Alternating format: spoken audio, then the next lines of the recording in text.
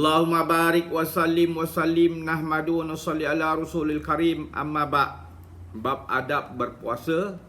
Hadis yang panjang kita akan pecahkan jadi 3 over 3 days insyaAllah. Sayyidina Abu Ubaidah radhiyallahu berkata bahawa Rasulullah SAW bersabda, puasa adalah perisai selagi seseorang itu tidak memecahkannya. Hadis riwayat Nasai, Ibnu Majah dan lain-lain. Sayyidina Abu Ubaidah radhiyallahu berkata bahawa Rasulullah SAW bersabda, puasa adalah perisai selagi seseorang itu tidak memecahkannya. Hadis riwayat Nasai, Ibnu Majah dan lain-lain. Maksud puasa menjadi perisai adalah sebagaimana seseorang menjaga keselamatan dirinya dengan perisai, demikian itulah juga puasa menjaga seseorang itu pada musuhnya, iaitu syaitan. Satu riwayat lain mengatakan bahawa puasa penjaga yang akan menyelamatkan seseorang pada azab Allah. Riwayat lain pula menyatakan bahawa puasa akan menyelamatkan seseorang dari neraka jahanam. Dan satu riwayat dinyatakan bahawa seseorang telah bertanya, "Ya Rasulullah, apakah perkara yang merosakkan puasa?" Baginda SAW bersabda, berbohong dan mengumpat. Kedua-dua hadis ini dan banyak lagi hadis yang lain memberi penekanan untuk menjauhi perkara-perkara sedemikian semasa berpuasa. Dan dinyatakan bahawa dengan melakukan perkara-perkara itu seolah-olah puasa telah disia-siakan. Para masyaikh menulis 6 perkara sebagai adab ketika berpuasa.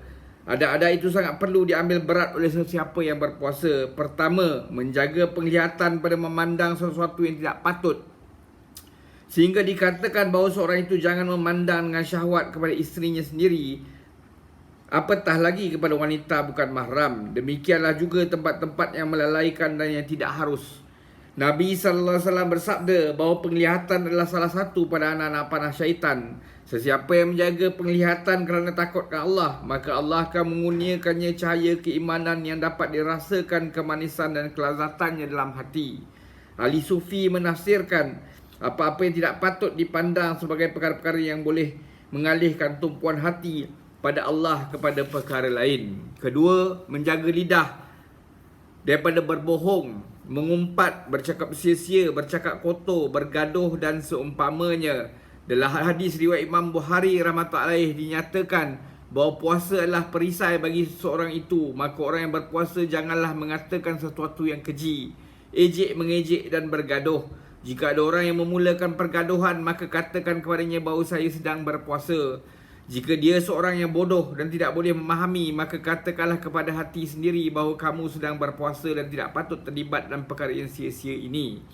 Adalah sangat penting untuk menjauhkan diri secara khusus pada mengumpat dan berbohong, kerana pada pendapat setengah ulama, perbuatan itu membatalkan puasa sebagaimana yang telah diterangkan sebelum ini. Pada zaman Nabi SAW, terdapat 2 orang wanita yang berpuasa.